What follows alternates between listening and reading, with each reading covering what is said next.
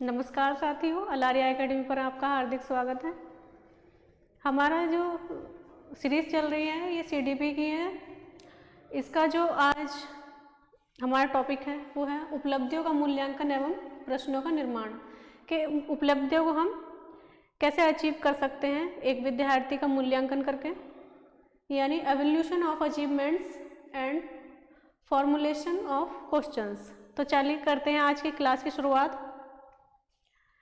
आपके लिए ये सभी क्वेश्चन बहुत इंपॉर्टेंट होने वाले हैं, अतः क्लास में अंत तक बने रहिए, ठीक है। तो देखते हैं पहला क्वेश्चन हमारा। वर्तमान समय में सतत एवं व्यापक मूल्यांकन के अंतर्गत ग्रेडों में अंकों का वितरण किया जाता है। इस प्रणाली में कितने प्रतिशत अंक प्राप्त करने वाले छात्र को बहुत अच्छा या बी ग्रेड के अंतर्गत रखा जाता है? ऑप्शन है हमारे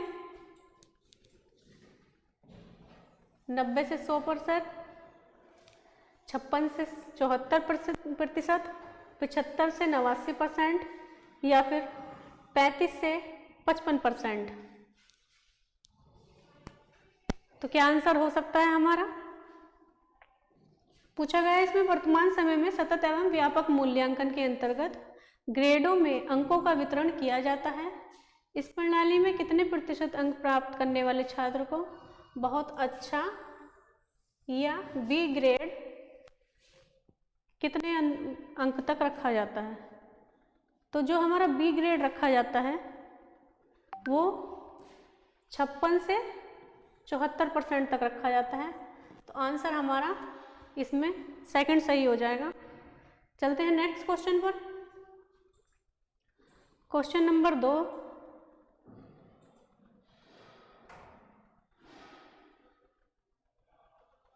क्वेश्चन नंबर 2 है हमारा, वर्तमान समय में सतत एवं व्यापक मूल्यांकन के अंतर्गत ग्रेडों में अंकों का वितरण किया जाता है। इस प्रणाली में कितने प्रतिशत अंक प्राप्त करने वाले छात्र को सर्वोत्कृष्ट या A+ ग्रेड के अंतर्गत रखा जाता है? इसमें पूछा है सर्वोत्कृष्ट यानी बेस्ट या A+ ग्रेड। 90 से 100%, 56 से 4%, 75 से 89% या 35 से 55%।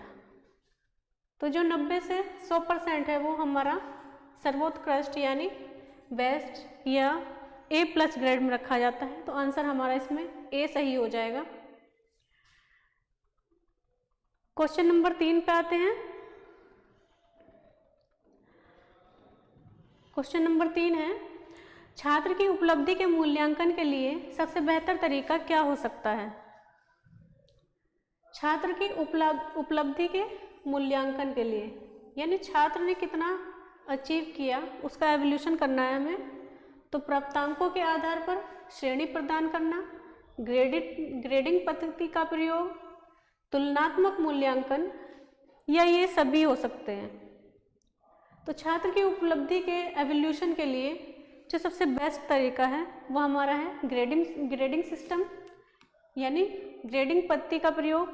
तो आंसर हमारा इसमें दूसरा हो जाएगा। चलते हैं क्वेश्चन नंबर 4 पर। उपलब्धि परीक्षण किया जा सकता है।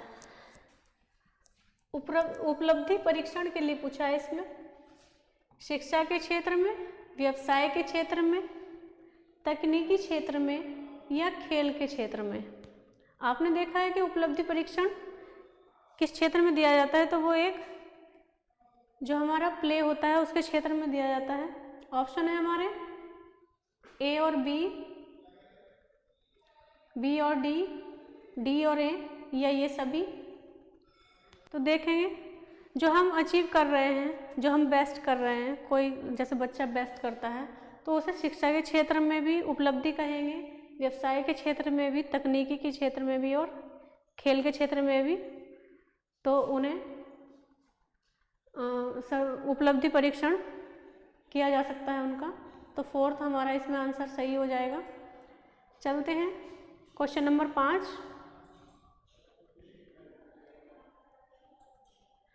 व्यवहारिक रूप से रचनात्मक मूल्यांकन का अर्थ नहीं है। व्यवहारिक रूप से नहीं है, क्या नहीं है? रचनात्मक मूल्यांकन का अर्थ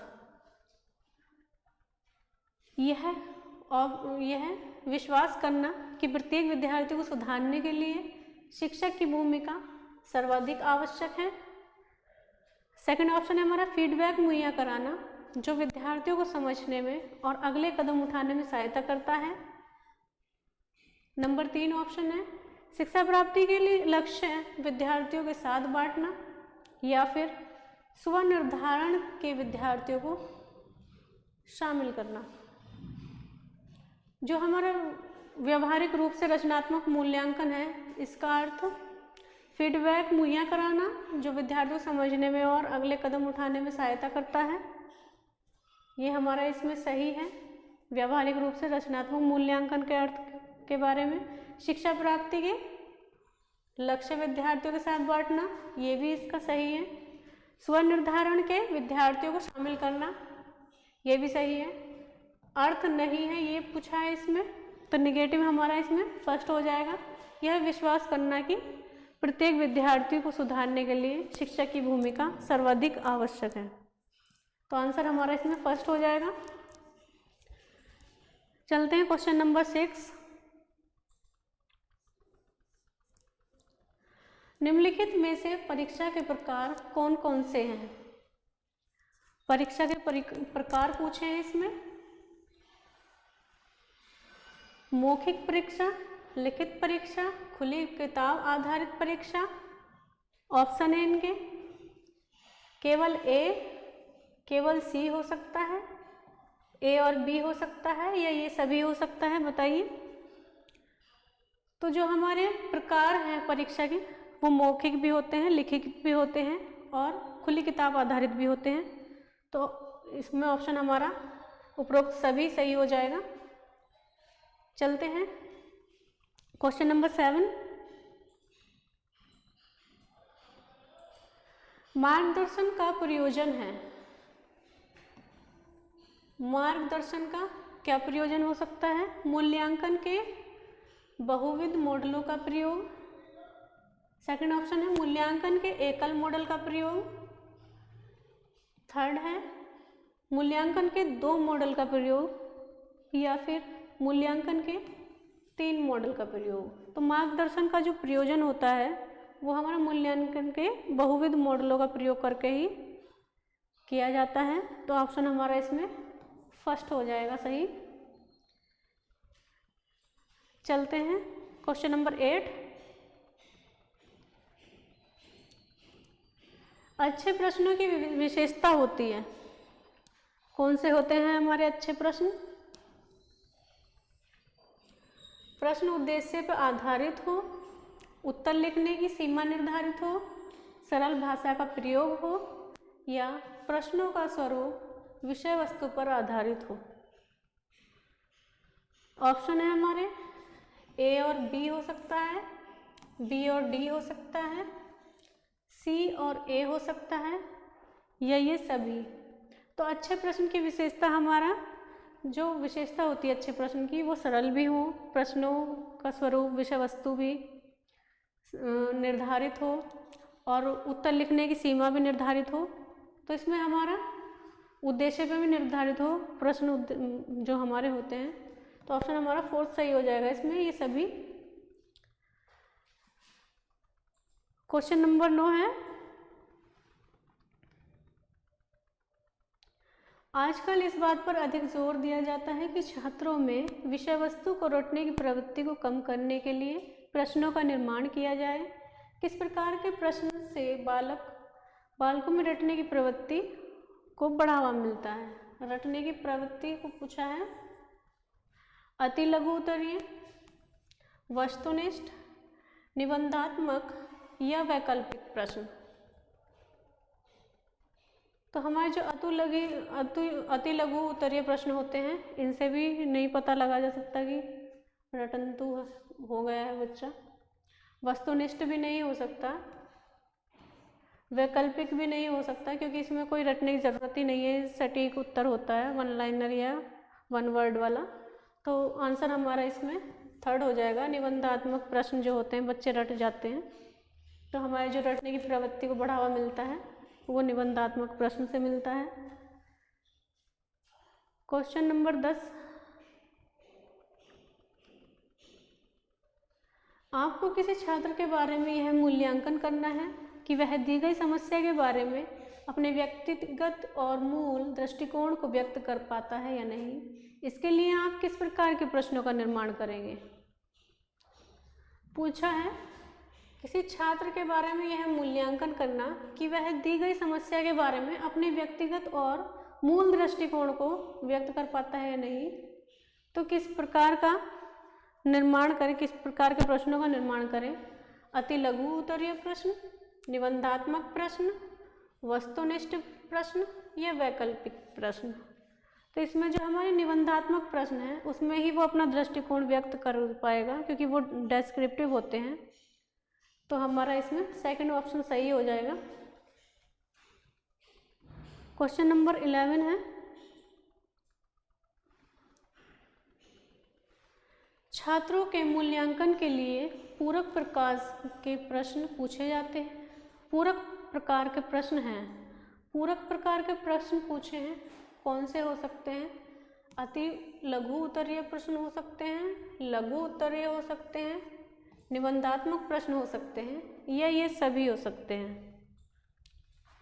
तो ये सभी प्रश्न हो जाते हैं पूरक प्रकार के प्रश्न, जो छात्रों के मूल्यांकन के लिए पूछे जाते हैं। तो ऑप्शन हमारा इसमें फोर्थ सही होगा। क्वेश्चन नंबर 12 है,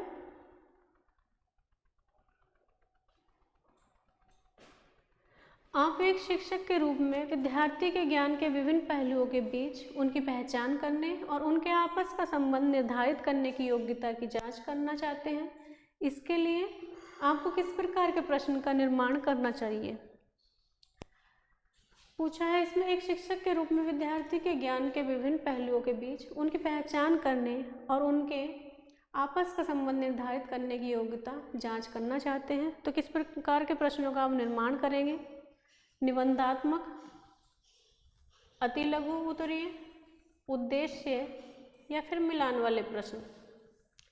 तो क्या आंसर हो सकता है इसका। तो आप डेस्क्रिप्टिव जो क्वेश्चन है उनसे ही छात्रों के जो ज्ञान है उनकी योग्यता का पता लगाते हैं।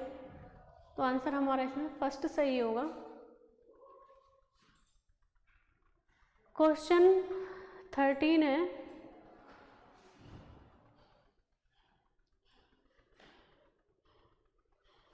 क्वेश्चन 13 है हमारा, प्रश्नों के कई प्रकार होते हैं, पौधे एवं जानवरों में 4 अंतर बताइए। यह प्रश्न किस प्रकार के प्रश्न का उदाहरण है। एग्जाम्पल पूछा है, पौधों एवं जानवरों में 4 अंतर पूछे गए हैं। तो ये किस प्रकार का प्रश्न है।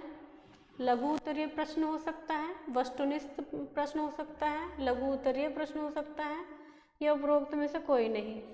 तो ये जैसे इसकी 4 विशेषताएं पूछी हैं, 4 अंतर पूछे हैं पौधे और जानवरों में, तो ये हमारा लघु उत्तरीय प्रश्न हो जाएगा।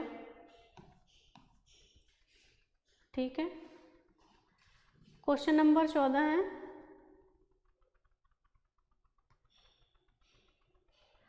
भाषा की परीक्षा में शब्द, पदबंध, वाक्य, अलंकार इत्यादि की जांच के लिए किस प्रकार के प्रश्नों का प्रयोग सर्वाधिक उपयुक्त होता है।